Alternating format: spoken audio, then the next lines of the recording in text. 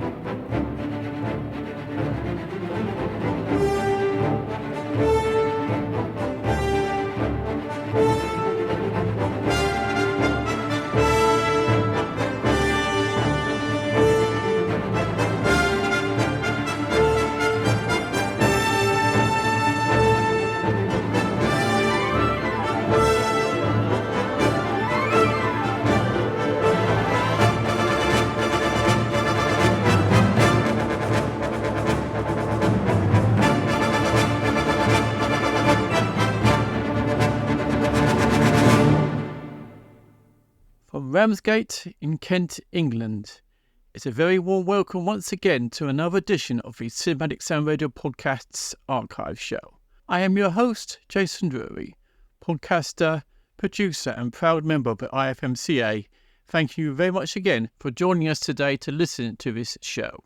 Before I start the show, I must not forget to say hello to our wonderful Cinematic Sound Radio Patreons. And if you want to join the Cinematic Sound Radio Podcast Patreon, then please head over to patreon.com/Cinematic Sound Radio. Also, if you dare, I would really like if you could rate and review the show. I very much like to read what you think of the show through extremely dark glasses, of course. And if I dare, I may even read a review out. It's not happened yet, but you never know. There is still time. On Sunday the 16th of June 2024, I had the immense pleasure of travelling to the Barbican Centre, London, to watch and listen to music performed by the greatest film orchestra of them all, the London Symphony Orchestra. The evening was a celebration of over 90 years of film scores performed by the ensemble. Under the direction of the equally great Dirk Brossé, they performed a suite of over 20 of the scores they have worked on over the years. Some well known, some underrated, all pure quality. Now, listening to all of this wonderful music gave me an idea. Why don't I produce an archive show, also celebrating the music of the LSO, featuring scores all performed by this wonderful group of musicians? Some well known, some not so, and some that you will be very surprised that they actually performed for film. And, like the concert, I will play one cue from the film or a small suite. And, as I hope to simulate a concert setting for the show, you'll be hearing a number of these suites played one after the other with minimal contribution from yours truly. This is Cinematic Sound Radio's celebration of the music of the London Symphony Orchestra.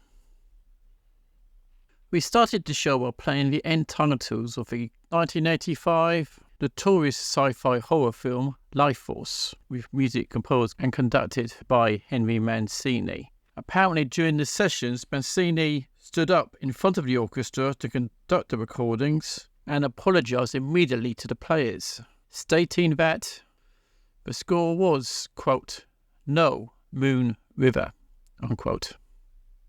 It is instead, as you heard, a dramatic, pounding fantasy score interlaced with dreamlike, floating, worldly textures.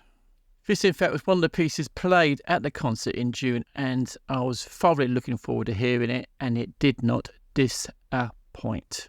It was wonderful to hear its dramatic score performed in a concert hall setting. I wonder if our next piece will eventually be performed in the concert hall as well one day.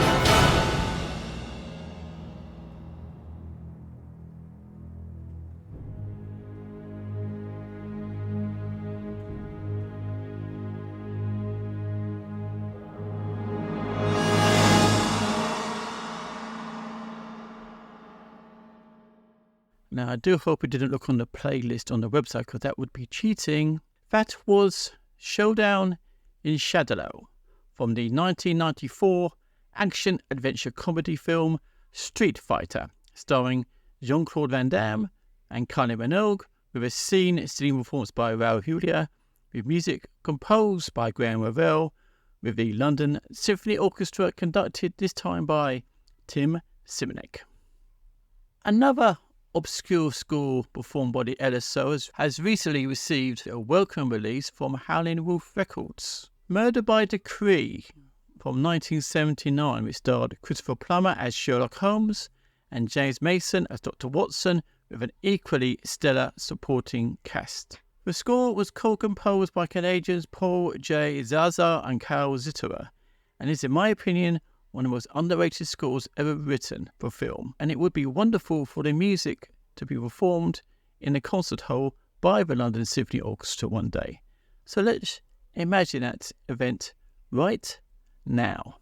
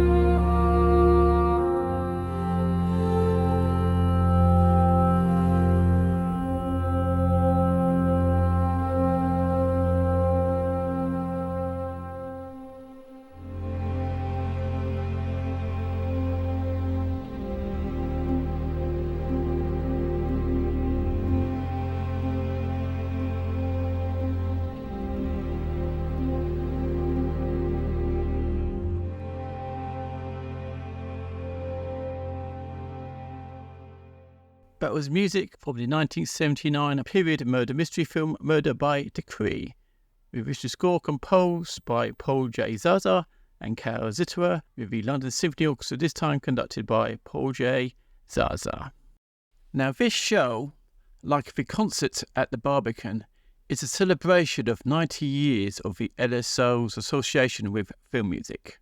The LSO had been linked with a number of silent films in the 1920s, but its first real foray by the orchestra into the film world was for the 1936 Alexander Korda-produced Things to Come, of which the composer Arthur Bliss, after conducting the sessions, pronounced the LSO as, quote, the perfect film orchestra, unquote.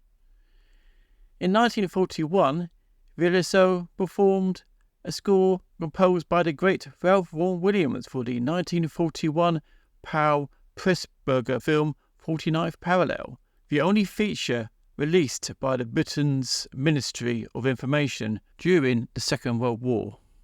Now, I would like to play the original recordings of these scores by the London Symphony, but unfortunately they are unavailable.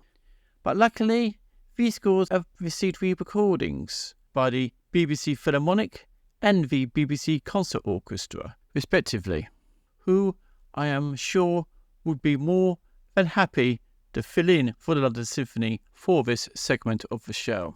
So now let's hear the march from Things to Come, composed by Arthur Bliss, which incidentally accidentally started the Barbican concert to highly dramatic effect, and then followed by the prelude from 49th Parallel, composed by Ralph Vaughan Williams.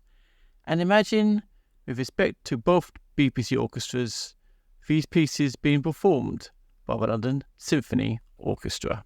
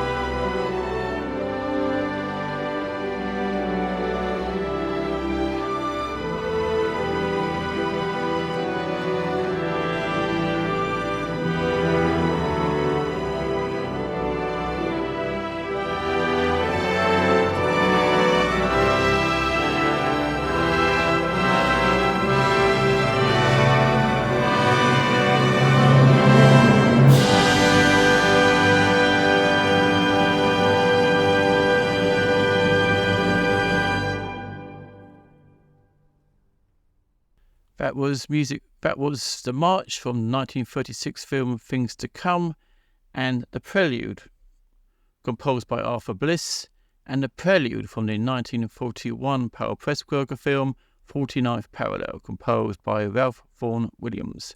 Originally performed by the London Symphony Orchestra for the movies, but performed here firstly by the BBC Philharmonic, conducted by Roland Gabber for Things to Come, and the BBC Concert Orchestra, conducted by Martin Yates for 49th Parallel. Now, one of the most prolific composers in working with the LSO is South African composer Trevor Jones. A cue from his score to Notting Hill was performed during the Barbican concert in the presence of the composer, to his great approval. To continue this tribute to the music of the LSO in film, we will now play two suites from scores composed by Trevor Jones. You'll be hearing the end title from the 1993 swashbuckling adventure film Nat and Hayes, aka Savage Islands, which starred Tom Lee Jones, Michael O'Keefe and Jenny Seagrove. But before that, we will hear the end titles of a dark fantasy film directed by Jim Henson and Frank Oz, and is one of the composer's greatest ever scores, by Dark Crystal.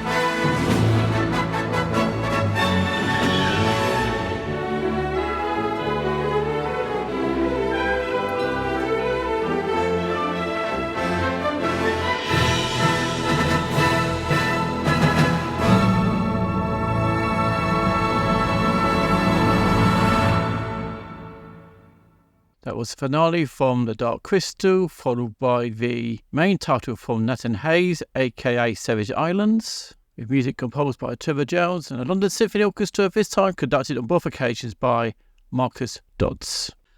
Another composer who worked regularly with the LSO throughout his career and had a heartwarming tribute given to him during the June concert was the much-missed James Horner. That evening, the LSO played 3 pieces of his work which they are associated with. So why not redo the same here, but with different pieces? Firstly, you will hear the stirring Ride of the Firemares from the 1983 sci-fi fantasy Crow, which I remember getting a vinyl copy of the score, and before seeing the film thinking this was the main titles, and it would have been a great main title piece if it was the case. And then going up to this virtual concerts interval from 1988, the exciting cue Escaped from the Tavern from Willow. Now I dare you not to look at the webpage again for this show's playlist, because I hope what we're going to play for you after the interview will be a pleasant surprise.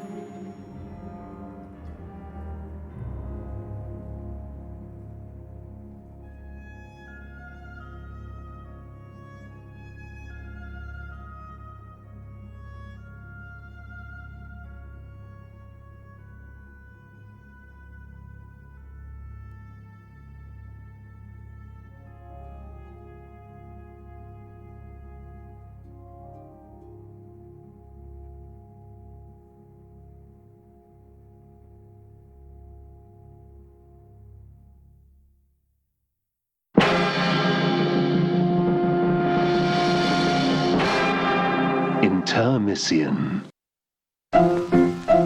Let's all go to the lobby. Let's all go to the lobby. Let's all go to the lobby to get ourselves a treat. Delicious things to eat. The popcorn can't be beat. The sparkling drinks are just dandy. The chocolate bars and the candy. So let's all go to the lobby to get ourselves a treat.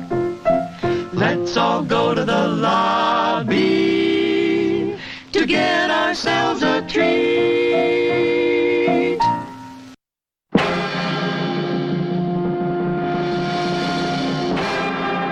Intermission of ear.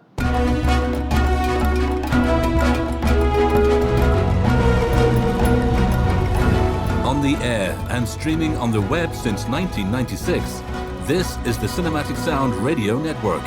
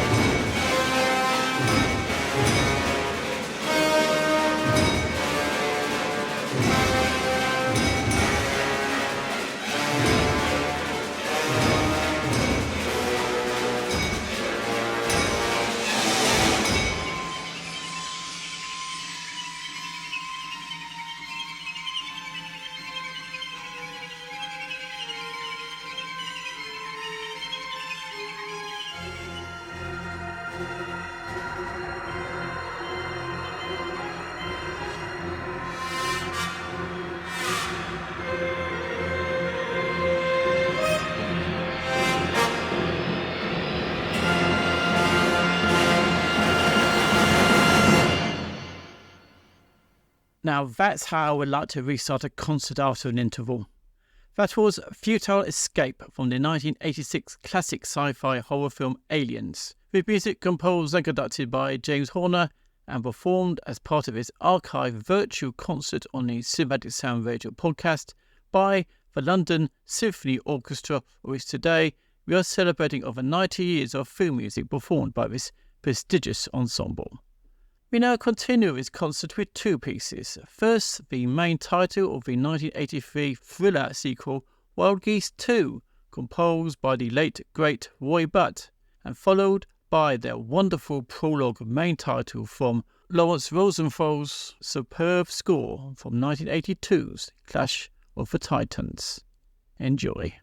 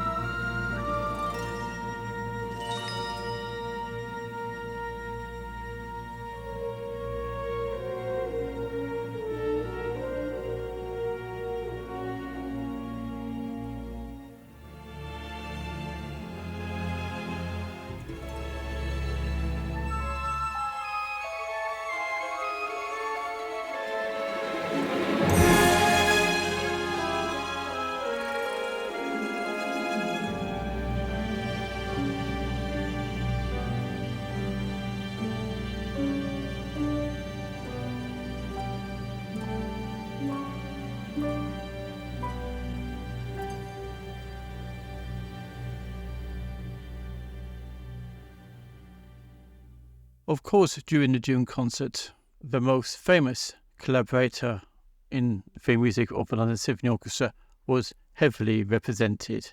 I mean, of course, the great John Williams. That evening, 3 of his pieces were performed. The wonderful theme from Star Wars, perhaps what you could call Yellowstow's signature tune in film music, the Imperial March from The Empire Strikes Back, which ended the concert, and Hedrick's theme from another franchise which John Williams is most associated with, Harry Potter. So in this virtual concert, we should also be playing music from Harry Potter.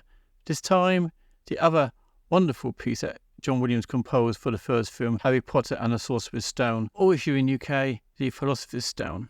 Harry's Wondrous World, which the London Symphony Orchestra was able to perform on the second film of the franchise, Harry Potter and the Chamber of Secrets, under the direction of William Ross.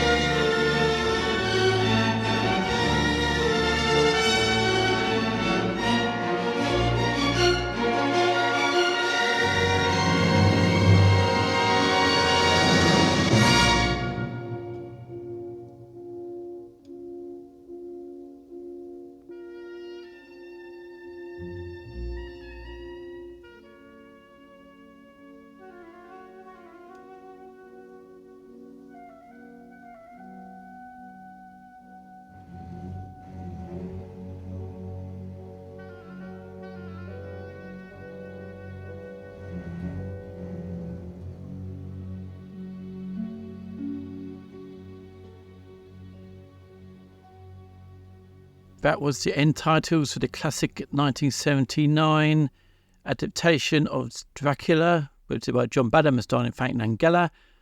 And preceding that, we had Harry's Wondrous World from Harry Potter and the Chamber of Secrets, conducted by William Ross, both music composed, of course, by John Williams, and performed wonderfully by the London Symphony Orchestra. Now, as I said at the top of the show, this podcast was inspired by a concert I attended at the Barbican, London in June 2024. One of the pieces performed that evening, which in my opinion produced the most reaction by the audience, was music from Eva Bernstein's score for the 1983 sci-fi adventure Slipstream. It made everyone sitting near me reach out for their programs to find out what this wonderful music came from, as it was not introduced before it was played, and in my opinion was an extremely excellent choice on the day by curator Dirk Brossé. So now let's hear for ourselves why.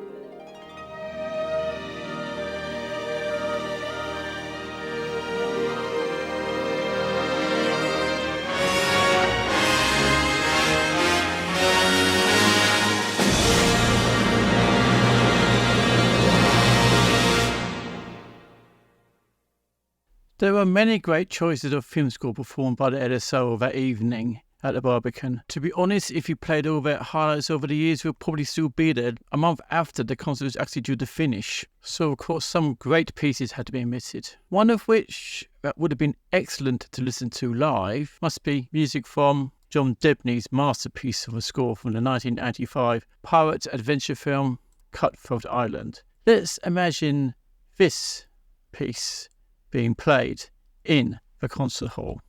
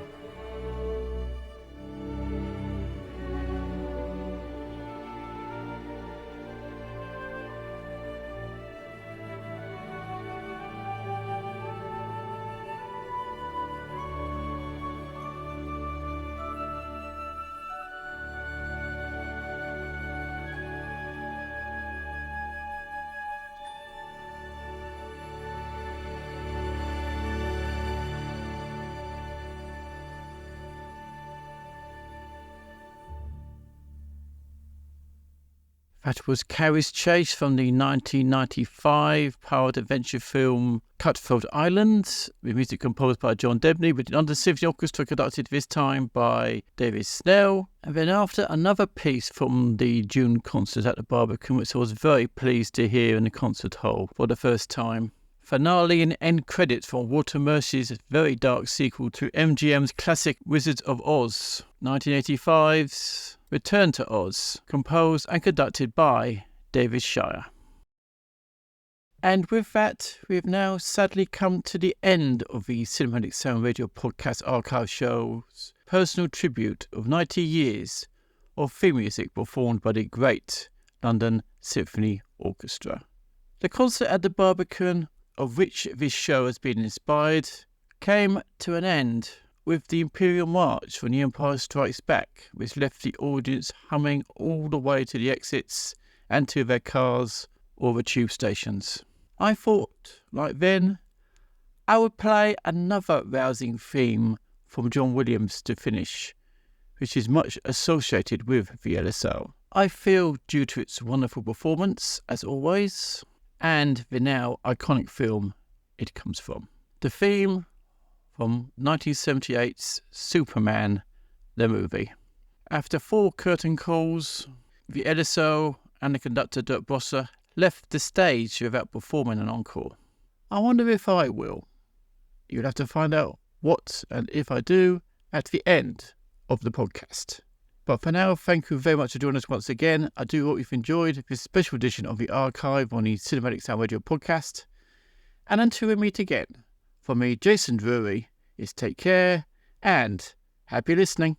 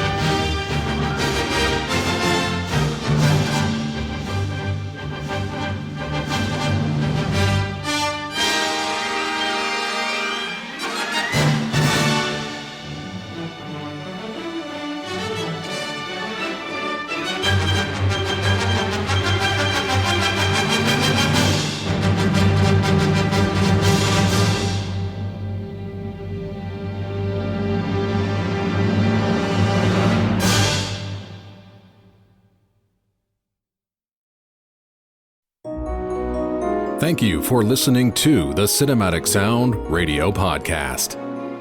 I want to thank Tim Burton for providing his voice for all the bumpers you hear throughout the program, and to David Casina for providing Cinematic Sound Radio's theme music. If you have any questions, comments, or concerns, please email us at cinematicsound@yahoo.com. You can find us on social media on Twitter, Facebook, and Instagram. And wherever you're listening to us today, please take a moment right now to leave us a rating and a review of the podcast. You can get a Cinematic Sound Radio t-shirt at our TeePublic store. You can join our Patreon at patreon.com/cinematicsoundradio. And don't forget to check us out on the web at cinematicsound.net.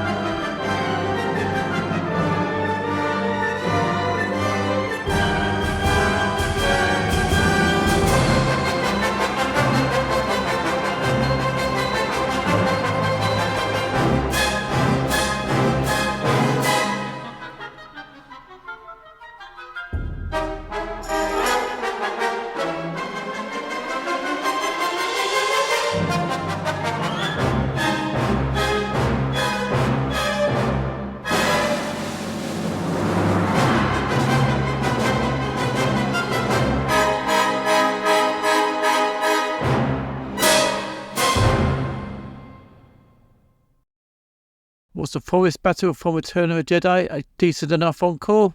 I should think so.